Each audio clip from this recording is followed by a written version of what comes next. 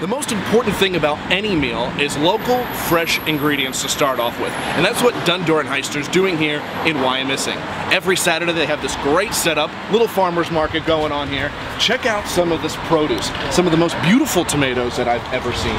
Look at these carrots, unbelievable carrots from Oak Nut Farm. This is all Berks County soil, and that's something you don't see. It's impressive.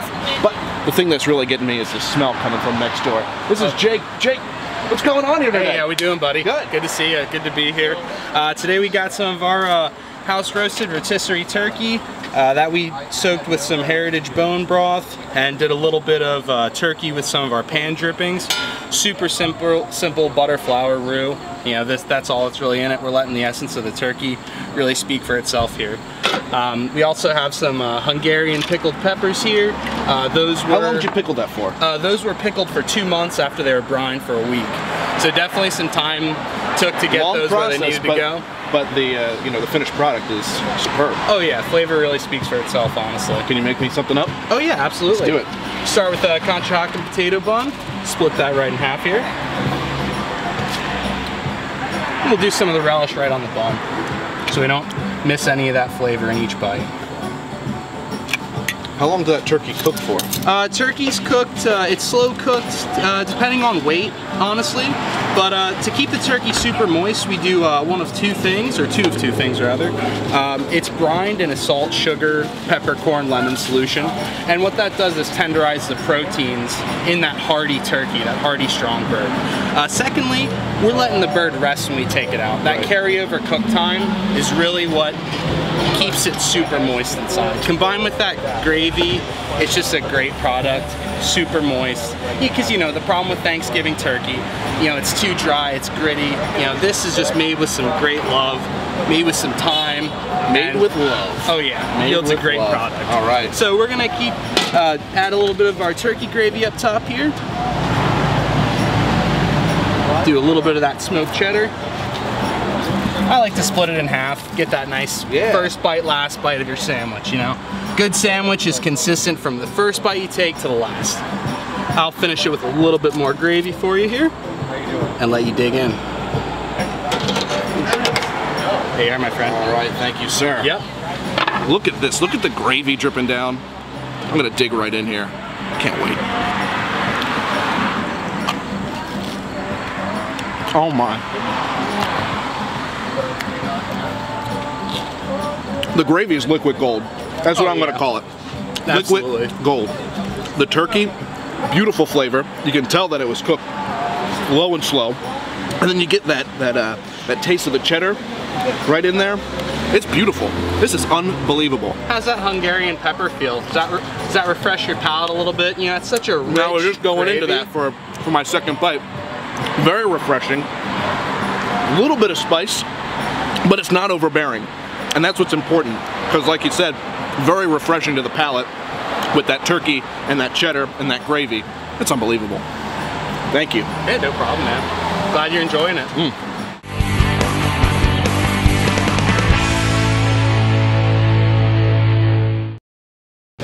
So now we're inside here at D&H. And this is Todd. This is my man Todd. How's it going, Todd? What's going on, Justin? Thanks for coming in today, bud. Thanks for having us. It's a pleasure. Man. Good Saturday. Tell me about your story, because it's something beautiful. Thank you. Hey, look, you know, I grew up in this neighborhood. And when I was a kid, we had this great butcher shop named Banco's. And it was part of a Saturday morning. You get up in the morning, we go with my mom, we go into Banco's, we'd shop for meat. There was a Pennsylvania Dutch butcher named Ray Luckenbill. And he'd hand me over a piece of ring bologna. He would give my mom advice of what cuts, what to make, how long to cook it.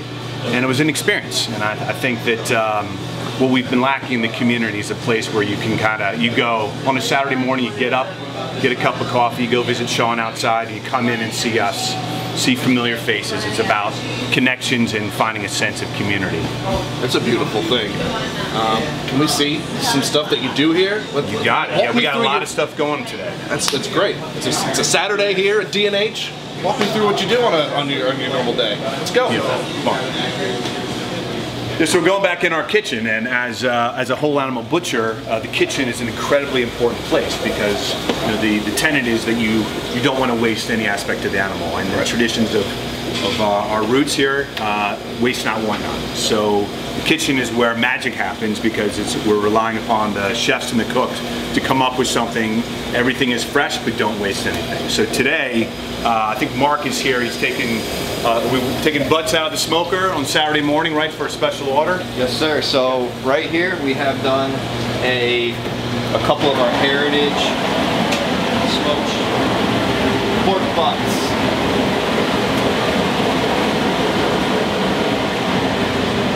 Smell that hickory? The smell is unbelievable.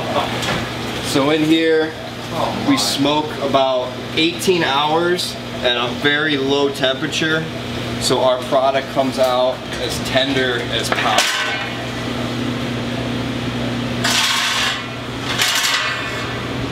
So these babies have been in there again 18 hours. They're going to be fall off the bone tender, smoked with 100% hickory to get that deep smoky flavor to it. And it is our heritage chops, so they have a little bit more fat to it, a little bit more marbling going throughout the animal, so you're just going to have such a juicy, succulent piece of meat. So these guys, we wanted you to be a part of this because this is one of our favorite parts on the Saturdays, pulling this apart, and it's the best. Look at that. So glad I'm here. That is unbelievable. We're going to give you the first taste. Woo. And you don't even need a knife for this. Oh this thing just falls apart. Are you kidding me?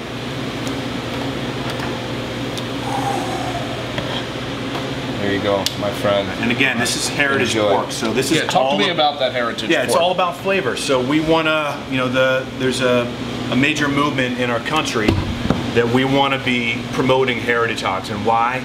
Because they're going away, and if that would happen, you lose that flavor you're experiencing right now. That's heritage. That's a Tamworth, Ossabaw, and Berkshire hog. And we do that because, one, it's kind of a flavor of home, but it's off the charts in terms of like a flavor profile, in terms of the creaminess. Everything melts in your mouth, but it takes the hickory smoke really well. I've never tasted pork like that in my entire life. Especially right out of the smoker. Right out of the smoker. The flavors are unbelievable. What's the rub you got on there? Any specific sort of rub? It's just one of our crazy concoctions that we come up with. It's a little bit of paprika, thyme, onion, and it's just, I can't reveal any more of that because of the people at home. I'm sorry. Just leave one seasoning out. But it's got a little bit of sweet, savory notes to it that just bring this heritage pork to life. All right, well, we're gonna have to end the show here because I'm just gonna finish. Oh my goodness, I can't even speak. Unbelievable, guys. Beautiful, beautiful. Out of this world. This is beautiful stuff. All right, thank you, man. Oh, great having you in here. So what's next? Where are we going next? We're gonna head out to the butcher table, show what we do on a Saturday in terms of doing some custom cuts for our customers. It's a community thing. Mark will be on the table with some of our members of the staff, and they'll be interacting with customers and filling orders. All right, let's do it. All right.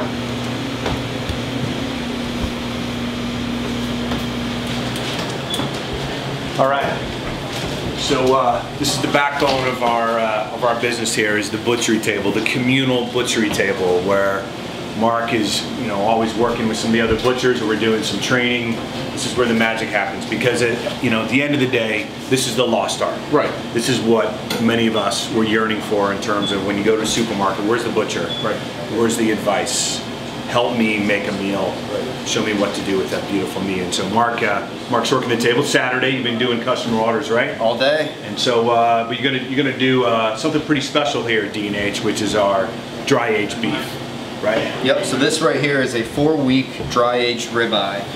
It has the dried out outside, which is that mold which we need to remove, but what happens in this process is we are actually adding tenderness to the product, and we are adding so much flavor.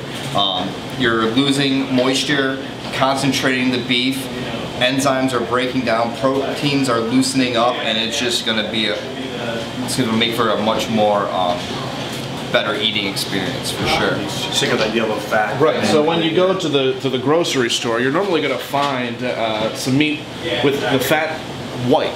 So tell me what's the difference here? Why is the fat more of like a creamy yellow opposed to the white that you see in the supermarket? Yeah, so all of our beef is 100% grass-fed, grass-finished. So that's where it's eating from the land, it's eating from the earth. It's not being pumped full of grains and hormones and antibiotics. It is just what cows do and what cows eat, and they're going out and they're eating and just grazing on pasture, and until they hit the table. Any sort of safety precautions you have to go through before you get into this? Yeah, so working with big animals and big pieces of meat, I wear chainmail, actually, and that will protect me from any slips with the knife. My knife's over here, so I hold the knife differently than you would a chef's knife. So I do a lot of pulling towards me, and then if I hit a bone or if I hit a loose pocket, I can easily take a swipe and hit myself in the stomach. So this just prevents anything bad from happening. All right. Yeah. Want to get into it? Sure. Go ahead. This is Work the your best magic. part what we do. This is the magic right here. Bring it over to the bandsaw. We're going to take the chine bone off, which is the spine, to kind of open it up for my next cut.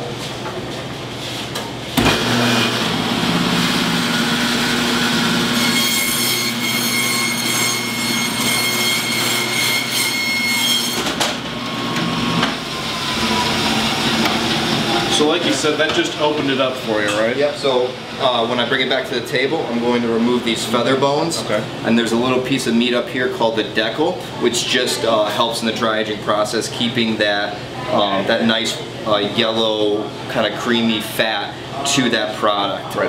So I don't have to trim it off. So I'll show you guys that.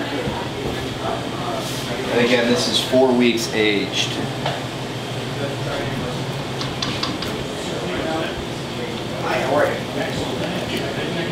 Wow, look at the marbling on that.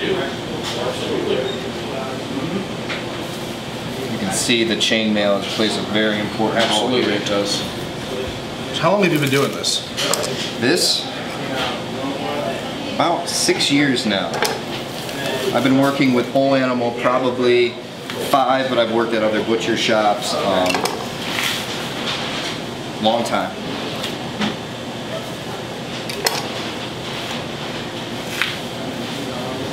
And again, this piece of meat that I'm taking off is just a little bit extra we leave on to add this nice white fat that you see here, so we don't need to take off during the dry aging. Right. Because if we left this exposed, this would be the same color as that right there, and then I'd have to take all that beautiful fat off, and that's not fair to the customer. No. way. Now fat gets a bad rap for itself. Yeah, right. Now what's the importance of actually having good fat on a piece of meat?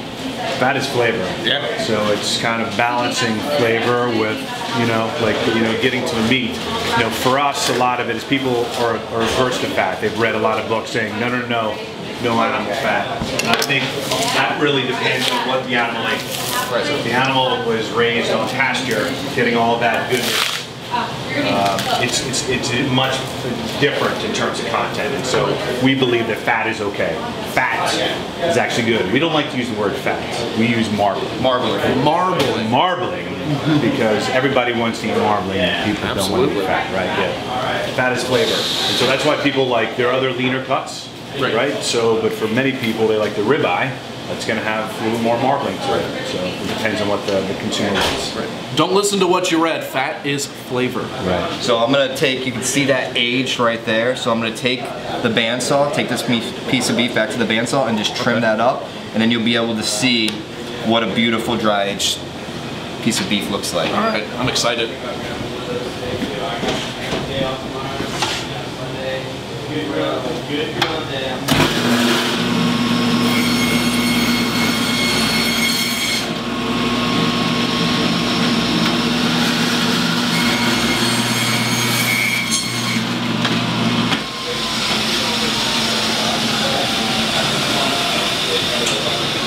This guy back over.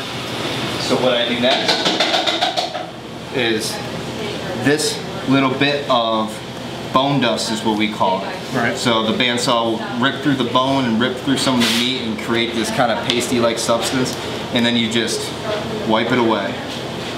If you leave that on, it'll burn and be bitter, but for that, Do a little trimming. Just get rid of some of that age. This is an art. And then from there, you have a beautiful aged ribeye. That is stunning. Absolutely stunning. Now, of course, all of this is in front of the customer, right? So we have customers here. They can watch this happen. They can look on the mirror anywhere in the store. We want to celebrate this beautiful art, this almost dying art. We want to celebrate that every day. Everything's visual. Exactly. It brings it to the customer. People can see what they're getting, how it's getting cut, right in front of them. It's not just a vacuum sealed piece of beef on the shelf that you have no idea how it got there. Right. You see exactly where it comes in, how it's processed, put on the table, wrapped up, out the door. Mark, you do great work. Thank you, sir. You do great work.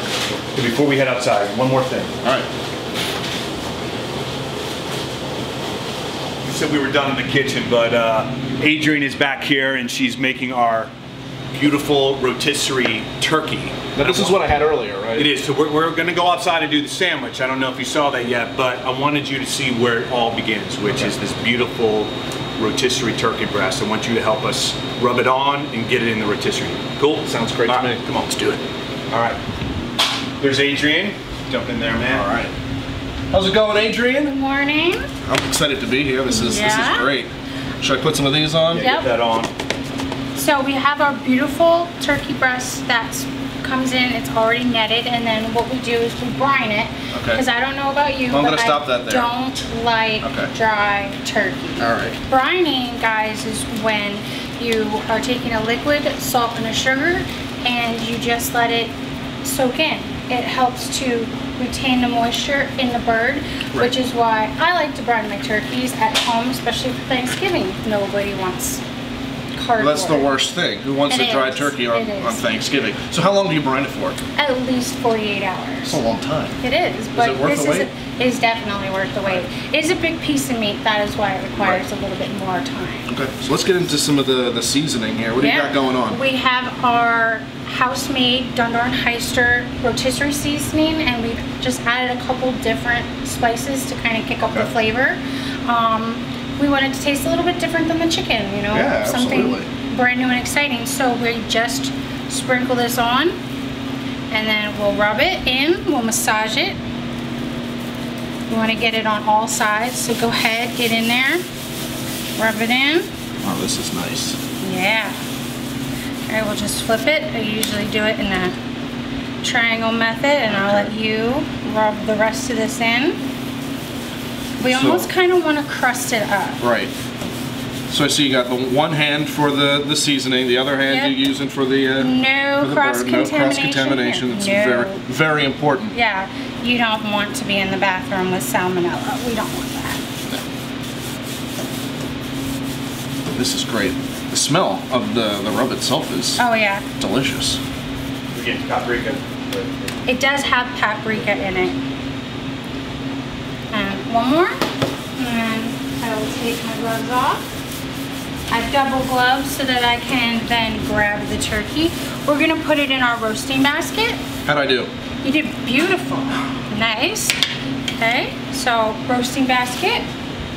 And we're gonna come back here to our rotisserie. And we're just gonna put this in. After our rotisserie turkey is pulled, then we let it rest because we don't want all those beautiful juices to run out. Right. And it's also easier when it's chilled to slice it. And how long do you let it rest for? Overnight. Overnight. Yeah. Crust.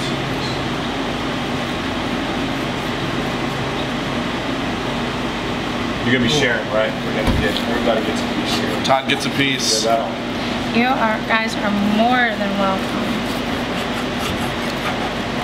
So there we go, guys. All right. Grab some gloves there. Yeah.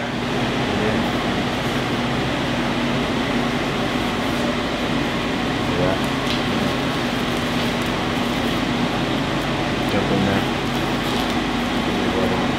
Thank you.